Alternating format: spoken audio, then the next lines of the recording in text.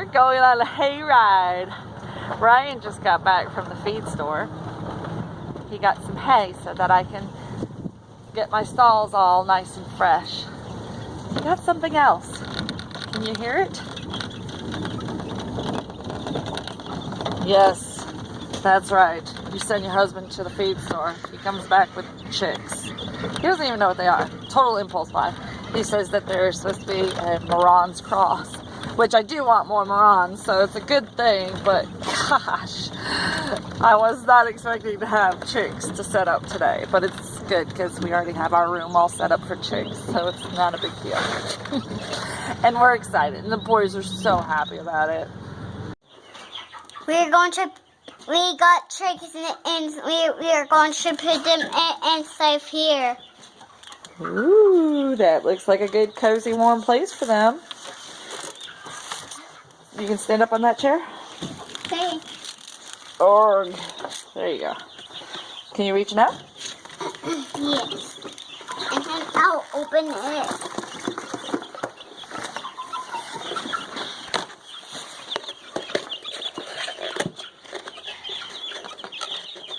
Are you going to hand them to Daddy? And Daddy can reach them down into the box? Into the brooder?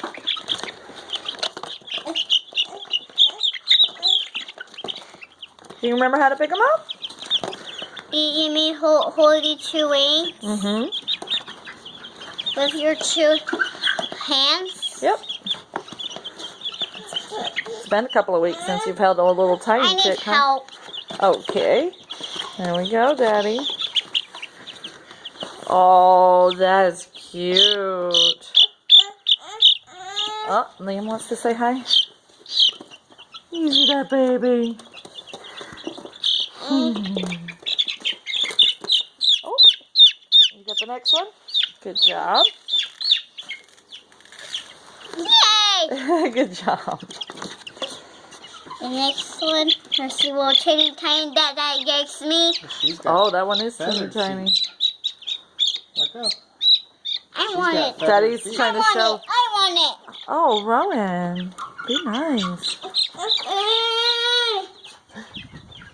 Don't. Well, that was.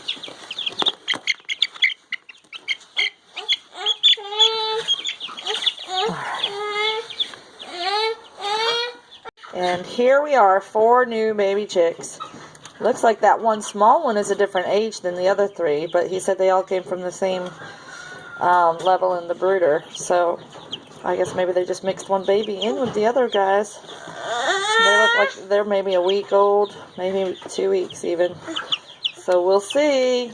I hope they turn out to be cute Morans, and I hope they're all hens. So we have chosen to do the deep litter method this year in the barn for the winter. So what that means is that instead of cleaning out the old hay and straw from the bedding in the stalls, we're going to add to it.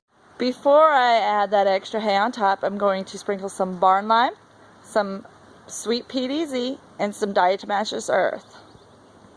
Our reasons for doing the deep litter method are pretty good reasons, I would say. So I would say our top 5 benefits for the deep litter method are: provides heat during the cold, it saves us time, we don't have to clean out the stall as often, it saves us money, we don't have to use as much straw to make a thick and warm bedding for the goats, it actually reduces parasites because it encourages beneficial hosts that eat the parasites. So it's actually doing a good thing, and it's composting those bad parasites that the goats carry. And 5, best of all for me, being such a horticulturist, is that it provides compost for my garden. Really, really good compost in the spring with the deep litter method. Now, I have used the deep litter method with my chickens before, and I loved it. So I'm definitely a supporter of it. I see how it works. I know that it works, and I am confident in the benefits that we will get from it. litter method may not be for everyone. We have dirt floor in our barn, so it works perfectly for us. I think that if I had a wooden floor, I'd be nervous that it would rot out the wood because it does remain moist on the bottom layer. And that is why we have to continuously add new hay on top, but not nearly as much as if we had cleaned out the stalls and replaced all of the straw at once. That would use a lot more straw. So it's still a good method for us with the dirt floor, and it probably would be also for anybody with a cement floor. It started raining. Silly boys. You guys are so silly playing in the... We still have a lot of straw in here, and it's really not that bad. There's a couple of piles of doo-doo. We're going to make sure those are all covered with straw when we're done. And we're going to pick up all these buckets and feed things, and we're going to put a nice thick layer of straw in here. So once I finish getting everything out of the stall that's not going to be in here, I mixed up a scoop of each: the barn lime, the sweet PDZ, and the diatomaceous earth. And I mixed it up outside without getting any of that dust in your face. I do want to make a note here that you should not breathe in any of these. So I'm going to apply my handy dandy face mask, and I'm going to go ahead and sprinkle that throughout the stall.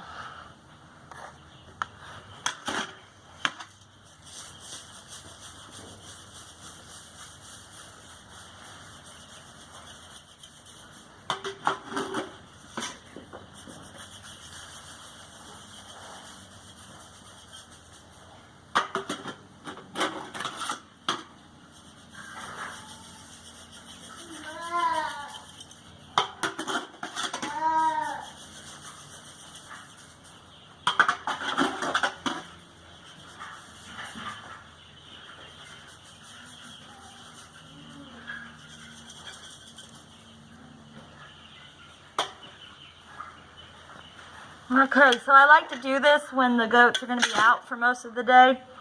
And the reason why is I don't want them breathing in the dust either. So I'm going to let the dust settle before I bring them back in here. And the diatomaceous earth, if you don't know, that will kill any soft-bodied insects or parasites. And the PDZ is a OMRI listed, which means it's organically approved, stall maintenance for horse. And the barn lime is used a lot in many applications. So if there were any wet spots in here where I felt like they had more urine than another area, I would apply even more of that to help it break down the matter underneath and help it become a healthy place for good organisms to thrive. When those good organisms thrive, you don't have the ammonia smell, you don't have the parasites. It's just a nice, good, warm atmosphere for the goats to rest in. And you do want it to be dry. You don't ever want your goats to be bedding down in anything that's moist or wet, or you can end up with fungal infections. So we are going to avoid that. And the dust is settled in here, don't worry. He's not getting... I'm going to take him out of here anyway because it's still kind of dusty, but yeah. He was on the other end of the barn with his dad until just now.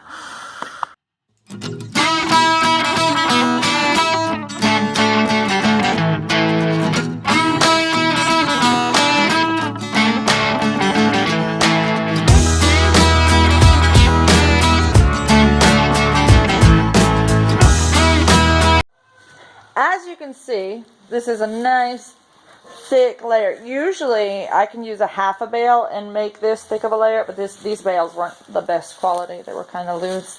So you get what you get when it comes to hay. Some's better than others. And this is just wheat straw. We try to get the cheapest for the bedding. And I always put extra in the corners because that's where my goats like to sleep. So I give an extra pile in the corners. But you can see, you don't see any more poops anywhere or anything. So that's pretty much it. I didn't have to shovel any poop, which is nice. I just I had to put down some more hay, which I would have done if I had shoveled poop. So during the summer, I do shovel poop, but right now I'm not shoveling poop. So it's kind of nice. And in the spring, I'm going to have to shovel a lot of poop to get it all up and into the garden. But that'll be really good for my garden at that point. Alrighty, please subscribe to our channel. Give us a like, a thumbs up, share, and comment down below. Let us know if you ever have any questions. Happy homesteading.